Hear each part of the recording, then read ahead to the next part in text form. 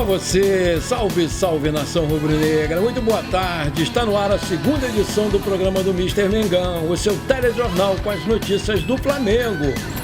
Flamengo pode acertar contratação de mais um gringo para o lugar de Gabigol. 43 milhões de reais, Alan é procurado para deixar o Flamengo e define onde vai jogar em 2024. Flamengo tem nova contratação para o Sub-17. 50 milhões de reais é o novo acordo milionário que o Flamengo fechou para 2024 a 2026. Essas e outras você confere agora. Fica comigo até o final, porque aqui tem muito mais Flamengo para você. O Orgulho da Nação volta à quadra para enfrentar o São Paulo a partir das 21 horas, horário de Brasília, dessa quinta-feira no Maracanãzinho, aqui no Rio de Janeiro. O jogo entre Flamengo e São Paulo também vai contar com a transmissão da Flá TV no YouTube. Por fim, o NBB Basket Pass, stream pago, e o Sport TV, canal por assinatura, também vão exibir a partida. O jogo contra o São Paulo é importante para o Flamengo disputar na liderança. Isso porque o Orgulho da Nação empata com o Franca nos pontos. Desse modo, se vencer o time tricolor nessa quinta-feira, vai estar isolado no primeiro lugar da tabela. Além disso, os próximos 5 jogos serão definidos para o mais querido encerrar a fase como líder e chegar com vantagem nos playoffs. Flamengo e São Paulo, 20 de março, Unifacis e Flamengo, 31 de março, Basquete Cearense e Flamengo, 2 de abril, Flamengo e Corinthians, 6 de abril e Flamengo e Pinheiros, 8 de abril. Flamengo vem de 2 vitórias seguidas diante do Franca e do Paulistano, respectivamente. Ao todo, o Mengão entrou em quadra 31 vezes, nas quais venceu 26 partidas e perdeu apenas 5. Ou seja, aproveitamento do Flamengo é de 83,9 e 57 pontos. Agora é oficial, o atacante Peterson não faz mais parte dos planos do Atlético Paranaense. O informe foi dado pelo próprio técnico do time, o Cuca, em coletiva nessa terça-feira. O jogador pertence ao Flamengo, mas está emprestado ao clube sulista até o final do ano. O Peterson vem de 2 infrações que abalaram a sua relação com o Atlético. Ambas aconteceram por conta de falta de comprometimento com horários no CT. Desde 28 de fevereiro, ou seja, há um mês, o atacante de 20 anos treina separado dos companheiros e não entra em campo. Porém, segundo o GE.com, o Flamengo não deve aceitar a devolução do jogador. O clube da Gávea entende que o Atlético Paranaense é o grande responsável por Peterson durante esse período de empréstimo, que começou a valer no dia 31 de janeiro desse ano. Para evitar que o atacante fique nessas condições até dezembro, o Flamengo e o Atlético Paranaense devem sentar para decidirem o melhor para todo mundo. A principal possibilidade é de que ele seja emprestado ou até mesmo vendido para outro clube. O Flamengo fixou seu passe em 3 milhões de euros, 16 milhões de reais na cotação atual, para vendê-lo ao Atlético Paranaense. Na época, esse valor causou indignação na torcida, pois acreditava-se que o preço era muito baixo para o grande potencial do jogador. Aí eu te pergunto, você aceitaria o retorno do Peterson depois desse episódio de indisciplina? Coloca aí! O Flamengo deve contar praticamente com sua força máxima para a primeira partida do final do Campeonato Carioca contra o Nova Iguaçu nesse sábado.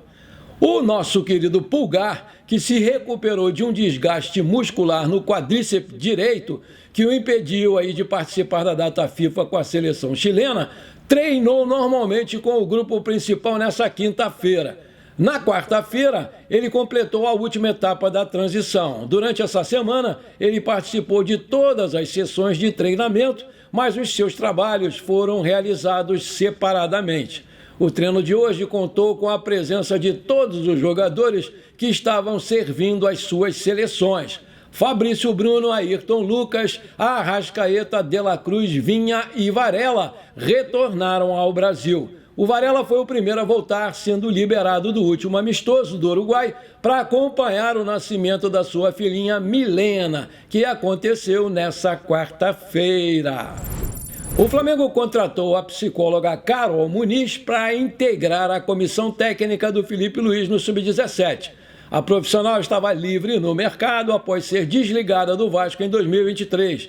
Carol retorna ao Mengão, clube em que trabalhou de junho de 2022 até julho do ano passado. Em suas redes sociais, a Carol Muniz celebrou seu retorno ao Flamengo. Obrigado, Flamengo, por me receber tão bem mais uma vez, publicou a psicóloga. Torcedores do Flamengo celebraram a contratação de Carol Muniz, afinal, os mesmos cobram, nos últimos anos, um profissional da área para o elenco profissional. De certa maneira, a contratação da psicóloga para a categoria de base pode ser um indicativo de que, em breve, o time principal também pode contar com um profissional desse para suporte. E por falar em Sub-17, o nosso querido Felipe Luiz se prepara para sua primeira competição internacional comandando o Sub-17 do Flamengo. Ele viaja nessa quinta-feira com a delegação dos garotos para os Estados Unidos para disputar a Generation Adidas Cup Sub-17. Ao todo, 40 times vão participar do torneio em Bradenton, na Flórida, distribuídos em 10 grupos com 4 equipes em cada grupo. Os integrantes da chave se enfrentam entre si. Sendo assim, os 10 primeiros de cada grupo e os 6 melhores segundos colocados avançam para as oitavas de final da competição. O Flamengo está no grupo D, ao lado do Atlanta United dos Estados Unidos, Portland Timbers dos Estados Unidos e St. Louis City dos Estados Unidos. A competição conta com 27 times dos Estados Unidos, 3 do Canadá, 3 do México, 2 da Holanda, 1 da Argentina, 1 da Colômbia, 1 da Croácia, 1 da Coreia do Sul e o Flamengo como representante do Brasil. Em 2018, inclusive, o Mengão foi o campeão ao vencer o Atlético Paranaense por 1-0 na final no Texas. Vale lembrar que a Generation Adidas Cup Sub-17 tem algumas regras específicas, porque os jogos são disputados em 2 tempos de 30 minutos cada. A grande final é a única exceção, com 2 tempos de 35 minutos cada. O retorno da delegação do Flamengo Sub-17 ao Rio de Janeiro está previsto para o dia 8 de abril. E, desse modo, o Felipe Luiz interrompe a Copa Rio Sub-17, onde tem 2 vitórias em 2 jogos, para focar as atenções no torneio nos Estados Unidos. Os jogadores que não foram relacionados para essa competição internacional continuam disputando a Copa Rio Sub-17. O Conselho Deliberativo do Flamengo marcou reunião extraordinária para votar um novo contrato de patrocínio com o Banco de Brasília, o BRB. A votação vai ser no dia 1º de abril na sede do clube na Gávea. Caso seja aprovado, o Flamengo vai receber 50 milhões de reais até dezembro de 2026. E a ideia é manter a marca estampada na omoplata da camisa rubro-negra a partir de abril. Com esse patrocínio, o Flamengo tem a camisa mais valorizada do Brasil, com 240,1 milhões de reais por ano. Excelente notícia essa aqui, né? Na última segunda-feira, o Gerson voltou aos treinos aos poucos, porque ainda está se recuperando da cirurgia que ele fez no rim. Segundo informações do jornal O Globo, ele pode voltar a jogar antes do prazo, porque, de acordo com o portal All Sports, já deu voltas no campo. Inicialmente, a previsão era que o jogador retornasse somente em 2 ou 3 meses. Mas com a evolução é possível que o Gerson ainda participe da última etapa da fase de grupos da Libertadores. Vale destacar que o plano do Flamengo é realizar testes periódicos para analisar como o volante vai responder ao tratamento. O Gerson não joga pelo Flamengo desde a vitória de 3-0 sobre o Bangu no dia 15 de fevereiro, em Aracaju, pelo Campeonato Carioca. Excelente notícia essa do Coringa. E dale, garoto! Maravilha, se você está curtindo o nosso programa, então não esquece, manda brasa agora no like para fortalecer o nosso canal. Se você ainda não é inscrito, bora lá, me dá essa moral, vou ficar muito feliz com você. Aperta o botão inscrever-se, aperta o sininho ali, pronto, simples assim, rapidinho, muito obrigado. O Alan é um meio-campista muito versátil, com boa técnica com a bola e que viveu seu auge com a camisa do Atlético Mineiro. No Flamengo, ele ainda busca o seu espaço. Desde muito cedo, o volante já foi cobiçado por vários clubes. O Liverpool da Inglaterra, por exemplo, comprou o jogador junto ao Fluminense por entender que ele era um grande investimento para ser feito.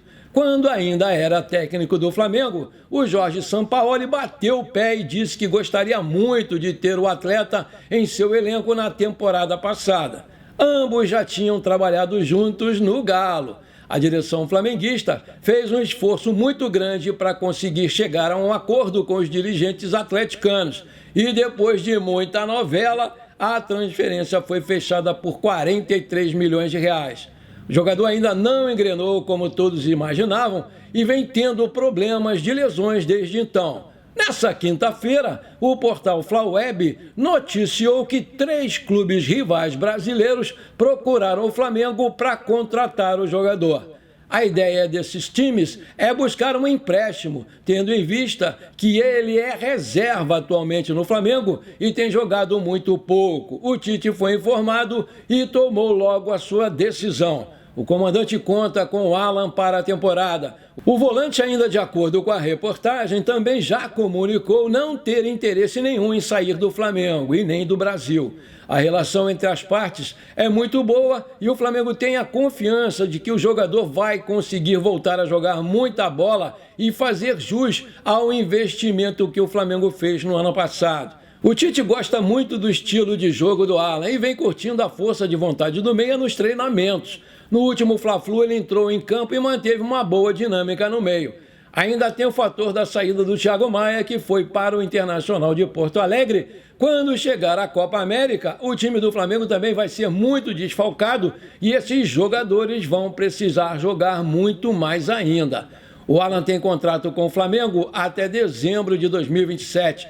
Apesar de ter se contundido desde quando chegou, o jogador se sente em casa e está realizando um sonho, que é vestir a camisa do Flamengo. Boa parte da torcida também acredita no futebol do jogador e acredita que ele vai dar a volta por cima ainda nessa temporada, onde o Flamengo está com fome de títulos para levantar muitos troféus. Aí eu te pergunto, você acredita que o Alan vai se recuperar e vai voltar a jogar aquele bom futebol que todo mundo conhece? Coloca aí!